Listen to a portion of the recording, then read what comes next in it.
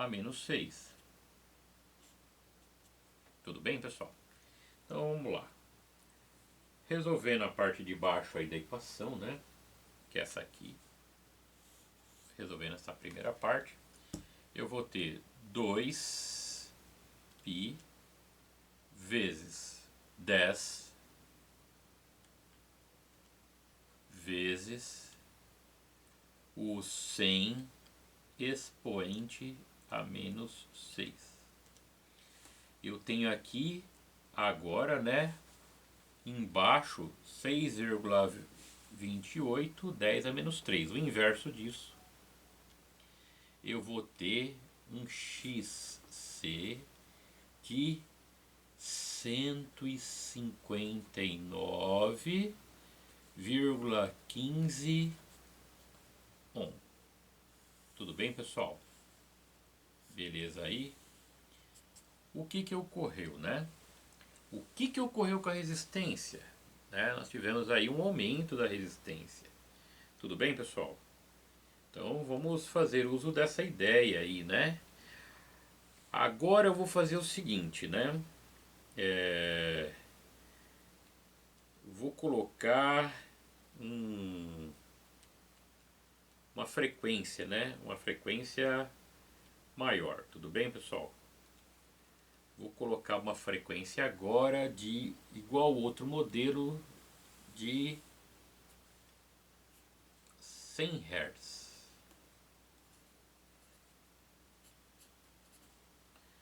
Vou refazer os cálculos, né? Então o meu XC, a gente já sabe o resultado, né? Vai cair essa resistência pelo aumento, né, do valor da frequência. A gente já sabe que vai dar 15,9, mas eu vou fazer, né? Então eu vou ter 1 dividido por 2 vezes o π vezes o 100 vezes o 100, 10 a menos 6, né? Então eu vou ter 2π vezes 100 vezes 100 expoente a menos 6.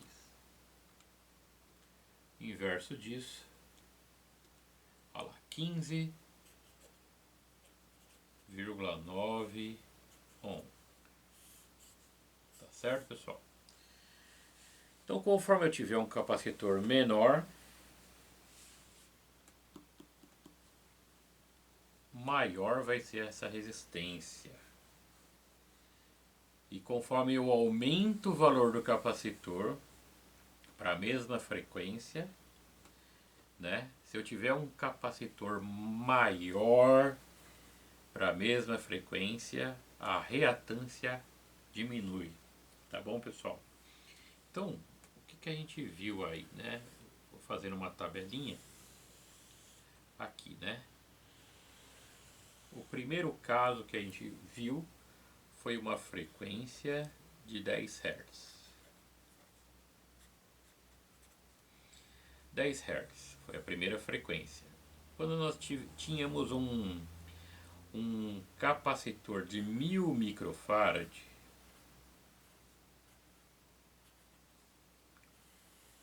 o que ocorreu aí?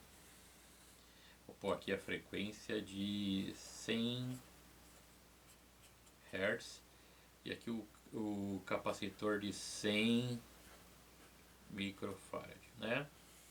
Para a gente tentar entender o que ocorreu aí. Olha só.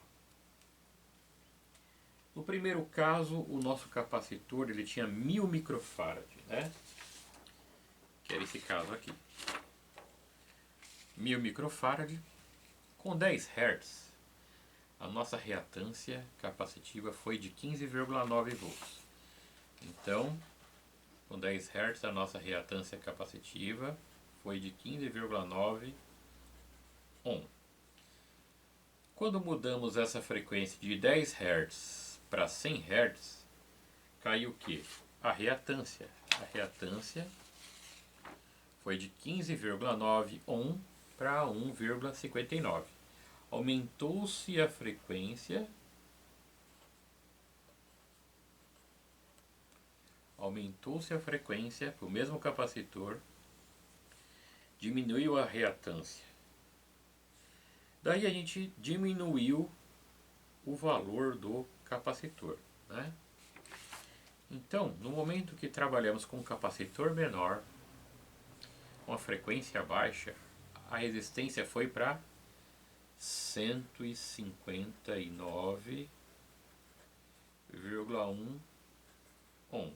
Diminuímos o capacitor, aumentou a resistência, reatância capacitiva. E daí aumentamos a frequência de 10 Hz para 100 Hz. O valor da reatância capacitiva foi para 15,9 ohm. O que ocorreria aqui, né, se a gente tomar essa situação que a gente está trabalhando, se nós diminuíssemos o nosso capacitor de 100 microfarad para 10 microfarad? O que ocorreria com a resistência aqui? Se a gente tomar essa situação de observação aí, né?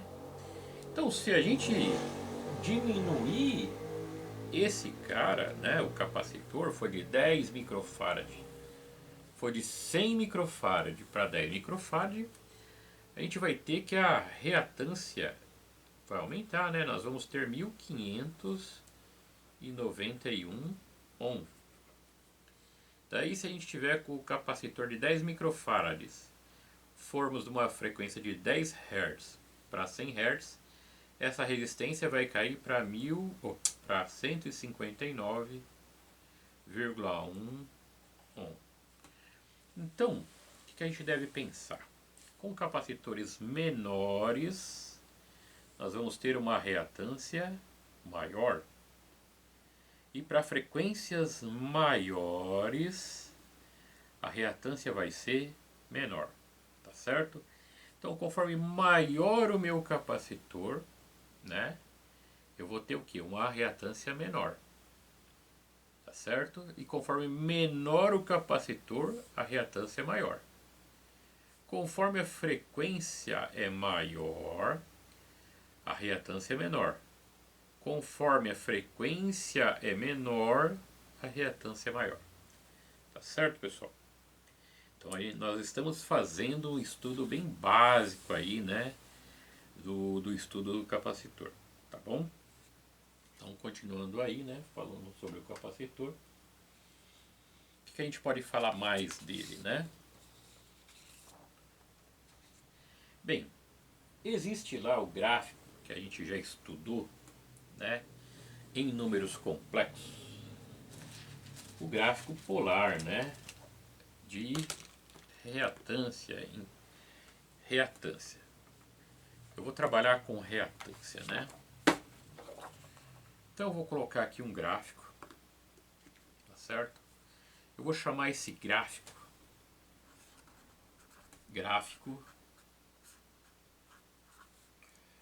de reatância.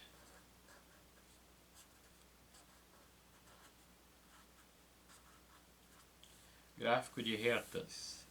Nós vamos fazer o estudo nesse gráfico de reatância de geralmente tâncias de 3 dispositivos, né? Que são o resistor, né? O capacitor, né?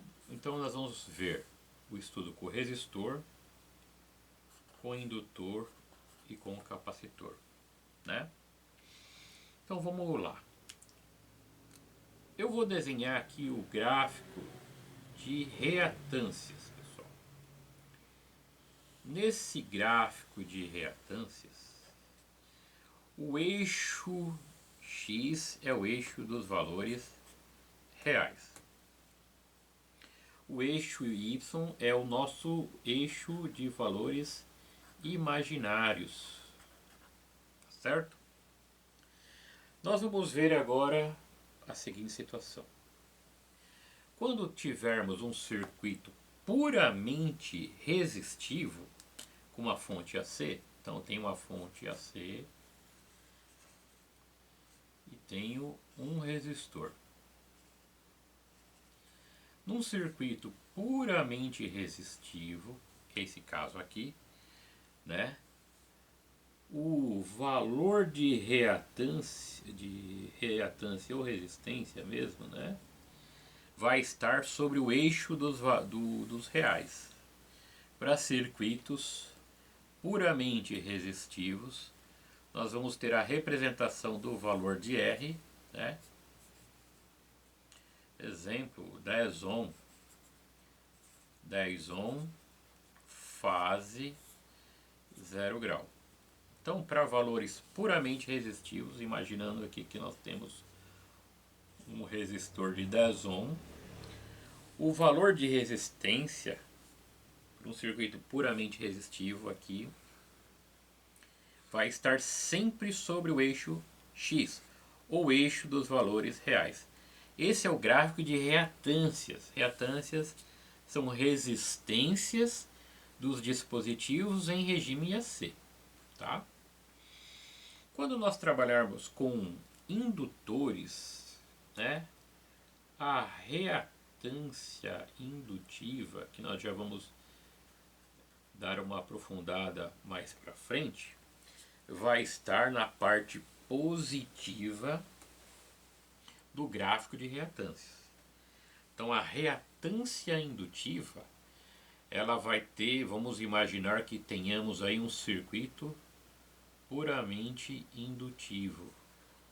Vou desenhar aqui do lado um circuito puramente indutivo.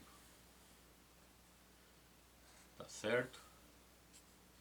Para um circuito puramente indutivo, a reatância XL, reatância indutiva, vai estar na parte positiva do eixo dos imaginários. No nosso caso, nós vamos ter aí valores, né, que a gente vai representar, né, com um diagrama polar ou cartesiano. No nosso caso aqui, vamos imaginar que esse XL, que é essa reatância indutiva, tenha valor de 30 ohm. Tá certo?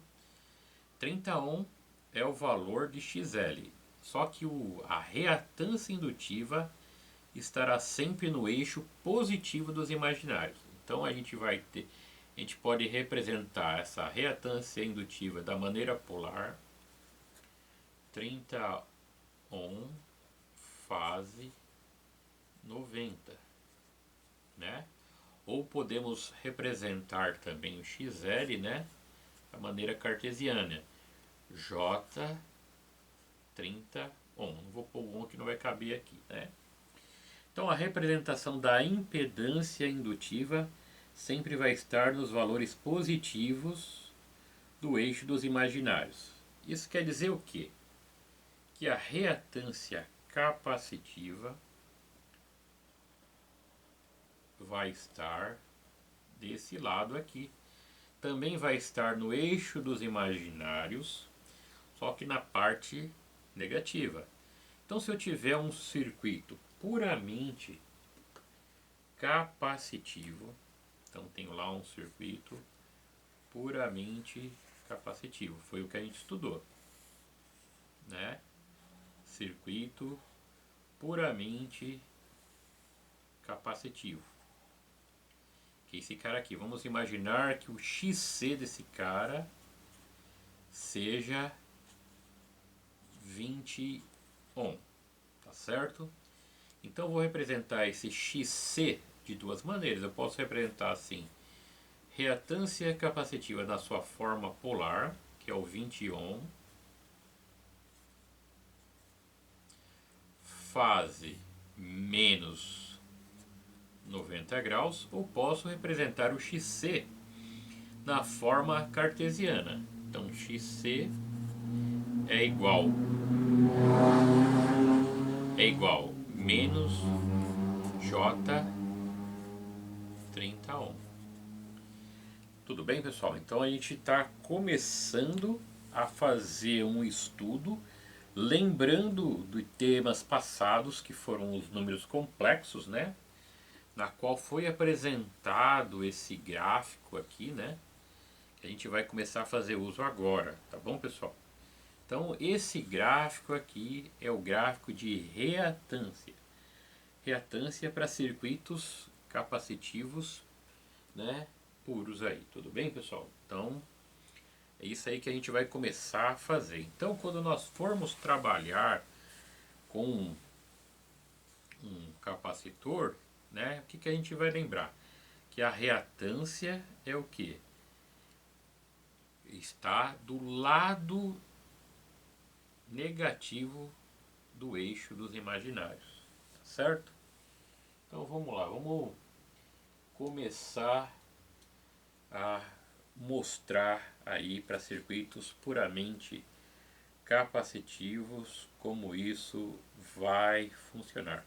Ah, só lembrando que esses valores aqui, quando tivermos resistores e um circuito resistor capacitor, quando mesclarmos esse cara, resistor com esse cara, esses valores de resistência eles só podem estar aqui, ó. Tudo bem? Então os valores de resistência só podem estar nesta região, aqui, desse aqui até aqui. Então vão estar aqui. Nunca estarão aqui. Eu não tenho resistência negativa. Não existe isso aqui. Só vou achar valores aqui. Tá bom? É um detalhe aí que a gente está sempre lembrando, né, quando a gente trabalha com capacitores. Tudo bem, pessoal? Então, continuando. Bem, eu estou trabalhando, né, com resistência, né, com circuitos puramente capacitivos, né? E o primeiro valor, o primeiro circuito que a gente trabalhou lá, né, foi o circuito